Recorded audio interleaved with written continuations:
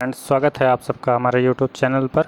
आइए आज हम लोग देखते हैं पेट से संबंधित जितने भी सिंधु घाटी सभ्यता से संबंधित क्वेश्चन आएंगे तो उसके बारे में हम पढ़ते हैं। चलिए अपनी क्लास स्टार्ट करते हैं। 10 मिनट की क्लास होगी, इसमें संपूर्ण सिंधु घाटी सभ्यता के बारे में हम पढ़ेंगे। तो हम लोग देखते हैं सिंधु घाटी सभ्यता। सिंधु घाटी सभ्यता में जो है, आइए देखते हैं सिंधु घाटी सभ्यता का अन्य नाम क्या है। तो इसको हम सैंधव सभ्यता भी कहते हैं, कांस्य युगीन सभ्यता भी कहते हैं, ताम्र पाषाण युगीन सभ्यता भी कहते हैं तथा इसी को हम हड़प्पा सभ्यता के नाम से भी जानते हैं। तो इसकी जानकारी कैसे मिली है, सर्वप्रथम हम इसके बारे में जानते हैं। तो इसकी जानकारी जो हमें 1826 ईस्वी में चार्ल्स मैसन द्वारा मिलती है। किससे मिलती है? चार्ल्स मैसन द्वारा मिलती है। तो इसका वर्णन जो है इनकी पुस्तक में है, जो पुस्तक 1843 ईस्वी में प्रकाशित हुई थी। तो सर्वेक्षण और सर्वे 1856 ईस्वी में सिंधु घाटी सभ्यता का सर्वेक्षण किसने किया था? एक कनिंघम द्वारा जो है इसका सर्वेक्षण किया गया था। कब किया गया था? 1856 ईस्वी में। तो आगे हम देखते हैं। तो इससे संबंधित जो प्रमुख नगर हैं उन नगरों में देखते हैं उनका नामकरण 1921 में जो है हड़प्पा सभ्यता। हड़प्पा सभ्यता से क्वेश्चन बनता है हमारा, हड़प्पा सभ्यता में किसकी खोज हुई, हड़प्पा सभ्यता की खोज किसने की, किस नदी के किनारे थे, तो हम इसके बारे में पढ़ते हैं। इसकी खोज जो है दयाराम साहनी ने की थी। किस नदी के किनारे है? तो आप लोग इसको बताइएगा। ये रावी नदी के तट पर है। किसके तट पर है? हड़प्पा सभ्यता जो है रावी नदी के तट पर है। तो इसकी जो खोज हुई थी और इसका नेतृत्व किसने किया था? तो इसका नेतृत्व जो है जॉन मार्शल के नेतृत्व में इसकी खोज हुई थी। चलिए आगे देखते हैं मोहनजोदड़ो। इसकी खोज जो है 1922 ईस्वी में होती है। कब होती है? 1922 ईस्वी में। किसने किया? तो इसकी खोज जो है आर.डी. बनर्जी कहीं कहीं दिया रहता, तो इसका मतलब होता है राखालदास बनर्जी। तो किस नदी के किनारे पर होता है? सिंधु नदी के किनारे पर। सिंधु नदी कहाँ पे है? पाकिस्तान में है। तो आगे देखते हैं हम लोग। सिंधु घाटी सभ्यता जो है इसकी जानकारी जो है हमको कैसे प्राप्त होती है? इसकी जानकारी हमें C14 यानी कार्बन रेडियो कार्बन पद्धति के माध्यम से इसकी जानकारी जो है हमको मिलती है। तो इसका केंद्र जो है कहाँ पे है? इसका केंद्र जो है पंजाब में है और सिंध में है। इसका क्षेत्रफल जो है 12,99,600 किलोमीटर यानी लगभग 13 लाख वर्ग किलोमीटर है। कितना है? 13 लाख वर्ग किलोमीटर। सिंधु सभ्यता का जो विस्तार है इसको हम देख लेते हैं, कहाँ से कहाँ तक ये फैला है। तो सिंधु सभ्यता जो है पूर्व में आलमगीरपुर मेरठ तक है। कहाँ तक है? मेरठ तक है सिंधु सभ्यता पूर्व में। और उत्तर में मांडा तक है। पश्चिम में सुतकांगेडोर बलूचिस्तान तक है। किस नदी पर? दास्क नदी पर। उत्तर में मांडा तक चेनाब नदी पर है। मांडा कहाँ पड़ता है? लद्दाख का एक ज़िला है। और फिर दक्षिण में जो है दैमाबाद महाराष्ट्र, प्रवरा नदी यहाँ पे है। तो आगे बढ़ते हैं हम लोग। इसका आकार जो है त्रिभुजाकार है। सिंधु सभ्यता का आकार त्रिभुजाकार है। और उत्तर से दक्षिण लंबाई 1100 किलोमीटर है, कहीं कहीं 1200 भी देखने को मिलती है। तो हम लोग पढ़ रहे हैं 1100 किलोमीटर है। और इसकी पूर्व से पश्चिम लंबाई जो है 1600 किलोमीटर है। उत्तर से दक्षिण 1100 किलोमीटर और पूर्व से पश्चिम 1600 किलोमीटर। तो सिंधु सभ्यता का जो है सर्वमान्य काल जो है इसमें कई वैज्ञानिकों का कई मत है। इसमें जो सबसे ज़्यादा मान्य है वो हमारा NCERT जो माना है 2500 से 1700 BC। ये हमारी NCERT कहती है, इसी को हम लोग मानते हैं। जबकि सर जॉन मार्शल ने जो है इसको बताया था 3250 से 2750, जो कि मान्य नहीं है। सिंधु सभ्यता की विशेषताएं क्या क्या हैं इसको हम देख लेते हैं। तो इसकी विशेषताएं सिंधु सभ्यता की हैं। ये सभ्यता जो है मातृसत्तात्मक थी। कैसी है? यहाँ पर माता को सर्वोच्च स्थान प्राप्त है। और ये सभ्यता जो है नगरी सभ्यता और शहरी सभ्यता इसको कहते हैं। नगरी या शहरी जो भी हम कह सकते हैं। यहाँ पे जो घर हैं वो एक सीधे एक लाइन में बने होते हैं। आगे बढ़ते हैं।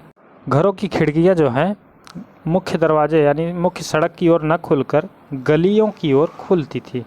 यहाँ की नालियाँ ढकी होती हैं। जल निकास प्रणाली सबसे अच्छी थी। हमारा क्वेश्चन पूछता है सिंधु सभ्यता में किस जगह पर जल निकासी प्रणाली सबसे अच्छी थी? हड़प्पा दे दिए, मोहनजोदड़ो, चनहूदड़ो और धौलावीरा। तो इसमें हमारा हो जाएगा धौलावीरा, यानी जल निकासी प्रणाली सबसे अच्छी कहाँ की थी? धौलावीरा। धौलावीरा कहाँ पड़ता है? गुजरात में पड़ता है। नोट, यहाँ भगवान किसकी पूजा करते? भगवान यानी पशुपति इनके भगवान थे। तो यहाँ की लिपि कैसी थी? भावात्मक यानी चित्रात्मक। इसको हम पढ़ नहीं सकते थे। ये दाईं ओर से बाईं ओर लिखी जाती थी। कैसे लिखी जाती? दाईं ओर से बाईं ओर। यहाँ पे कुल चिन्ह जो हैं 64 है। इसमें जो कुल चिन्ह हैं 64 चिन्ह हैं। सबसे ज़्यादा जो चिन्ह हैं वो मछली आकार के और यू आकार के बने हैं। तो आइए हम लोग देखते हैं सिंधु सभ्यता के जितने प्रमुख नगर हैं या स्थल हैं उनसे संबंधित क्या क्या चीज़ें संबंधित हैं, किस नदी पर है, किसने खोज किया है। मोहनजोदड़ो, मोहनजोदड़ो की जो खोज हुई है ये कहाँ पे हुई? सिंधु नदी के तट पर हुई थी। कहाँ हुई है? सिंधु नदी पर। तो इसकी जो खोज है किसने किया? तो इसको हम आगे अभी पढ़े हैं, राखलदास बनर्जी यानी RD बनर्जी ने किया। तो 1922 ईस्वी में किया था। कहाँ पे है? सिंध में है, लरकाना ज़िले में। तो यहाँ पर क्या क्या मिला है? सबसे ज़्यादा महत्वपूर्ण यही है हमारा, सिंधु सभ्यता में क्या क्या हमको मिला है। मोहनजोदड़ो में हमको क्या क्या मिला है, सॉरी सिंधु बोल दिए। तो यहाँ पे हम सिंधु सभ्यता के अंतर्गत मोहनजोदड़ो देख रहे हैं। तो यहाँ पर विशाल स्नानागार मिला है, विशाल अन्नागार मिला है, सभा भवन मिला है, नग्न महिला की मूर्ति मिली है, एक सींग वाला गैंडा मिला है। तो हमारा क्वेश्चन अगर पूछ दे सिंधु सभ्यता मोहनजोदड़ो का सबसे बड़ा साक्ष्य क्या, मतलब सबसे बड़ा क्या है? विशाल अन्नागार है या विशाल स्नानागार है? तो यहाँ हमारा आंसर हो जाएगा विशाल अन्नागार जो है सबसे बड़ा है। तो आगे बढ़ते हैं हम लोग। लोथल, लोथल कहाँ पड़ता है? लोथल ये है हमारा गुजरात में। कहाँ पे है? गुजरात में। किस नदी के किनारे है? ये भोगवा नदी के तट पर है। किस नदी के तट पर है? भोगवा नदी के तट पर है। और इसकी खोज जो है 1954 में किसने किया? SR राव ने किया। किसने किया? SR राव। यहाँ पर क्या मिला? बृहत्ताकार अग्निवेदिका यानी बड़े से जो हैं अग्नि कुंड मिले हैं। और क्या मिला? हाथी के दांत मिले हैं। हाथी के दांत मिले हैं। दिशा मापक यंत्र मिला है। ये हमारा बहुत इंपॉर्टेंट हो जाएगा। लोथल से हमको दिशा मापक यंत्र मिला है। और 3 युग्मित समाधियाँ मिली हैं। 3 युग्मित समाधियाँ जो हैं यहाँ पे मिली हैं। और चालाक लोमड़ी के पदचिन्ह मिले हैं। चालाक लोमड़ी के पदचिन्ह भी यहाँ से मिले हैं। आगे बढ़ते हैं। चनहूदड़ो, चनहूदड़ो जो है यहाँ से मनके बनाने के कारखाने मिलते हैं। चनहूदड़ो से हमारा बहुत क्वेश्चन पूछा जाता है। चनहूदड़ो से क्या क्या मिला है? तो आइए हम लोग देख लेते हैं। चनहूदड़ो से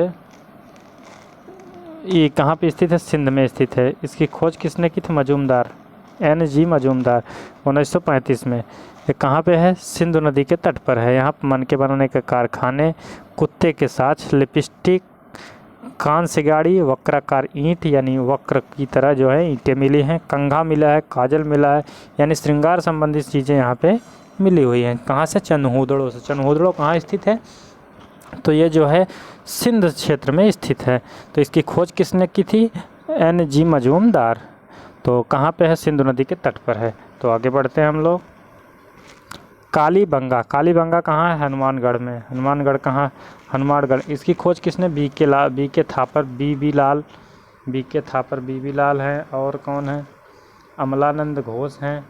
कब हुई थी? 1953।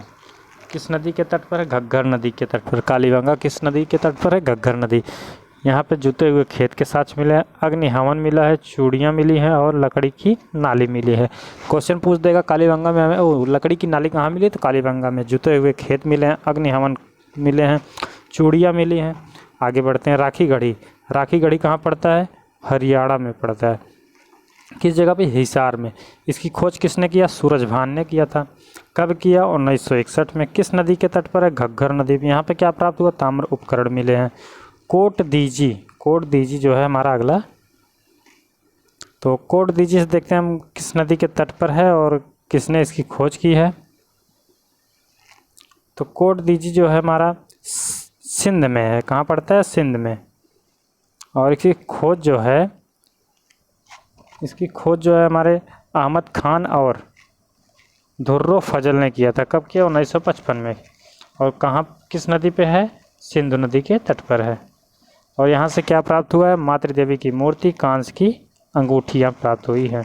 बनावली, बनावली कहाँ है? फतेहाबाद में। RS बिष्ट और 1973 में इसकी खोज हुई, रंगोई नदी के तट पर है। मिट्टी का हल, बैलगाड़ी का पहिया, जौ के दाने। मिट्टी का हल, बैलगाड़ी का पहिया और जौ के दाने जो हैं हमको यहाँ से प्राप्त हुए हैं। अगला हमारा है रोपड़। रोपड़ कहाँ पे है? ये है पंजाब में। यहाँ से इसकी खोज यज्ञदत्त शर्मा ने की थी। कब की थी? 1955 में। और रोपड़ किस नदी पर है? पंजाब में सतलज नदी है, यानी सतलज नदी के तट पर है। यहाँ से तांबे की कुल्हाड़ी प्राप्त हुई। अगर क्वेश्चन हमारा पूछ दिया तांबे की खोज किस काल में हुआ? तांबे की खोज को है नवपाषाण काल में हुई। इस तांबे का उपयोग किस काल में हुआ? तो ये हमारा हो जाएगा ताम्रपाषाण काल में हुआ था। कहाँ पे हुआ था? ताम्रपाषाण काल में हुआ था। और कुत्ते के मानव को जो है कुत्ते के साथ दफनाने के साक्ष्य भी कहाँ? यहाँ रोपड़ से मिले हैं। ये रोपड़ से क्या? तांबे की कुल्हाड़ी और मानव के साथ कुत्ते के दफनाने के जो है साक्ष्य मिले हैं। रंगपुर कहाँ है? काठियावाड़ गुजरात में है। इसकी खोज किसने? SR राव ने। कब की? 1954 में। ये किस नदी के किनारे है? महादर नदी के किनारे पर है। यानी यहाँ पर क्या साक्ष्य मिला? ज्वार बाजरा मिला है, कच्ची ईंटों के दुर्ग मिले हैं, धान की भूसी मिली है। धान की भूसी का साक्ष्य कहाँ मिला है? रंगपुर में मिला है।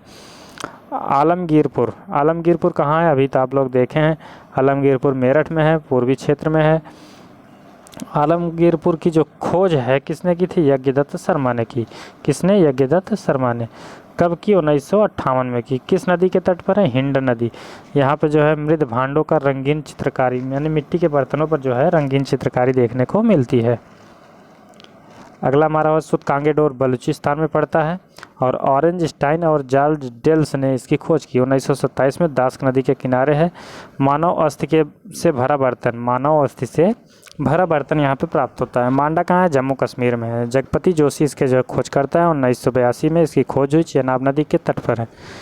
और हड्डी से बाण बनाया जाता है। हड्डियों से जो बाण बनाने की यहाँ से जानकारी मिलती है। आगे बढ़ते हैं। सुरकोटदा, ये कच्छ में स्थित है। JP जोशी जो है इसके खोज करता है। 1964 ईस्वी में इसकी खोज हुई थी। सरस्वती नदी के किनारे है। कलश, सवाधान और घोड़े की हड्डियाँ, तराजू का पलड़ा, ये बहुत इम्पॉर्टेंट है। तराजू का पलड़ा कहाँ से हमको देखने को मिलता है? सुरकोटदा से। तो आज के लिए इतना ही। Thank you for watching.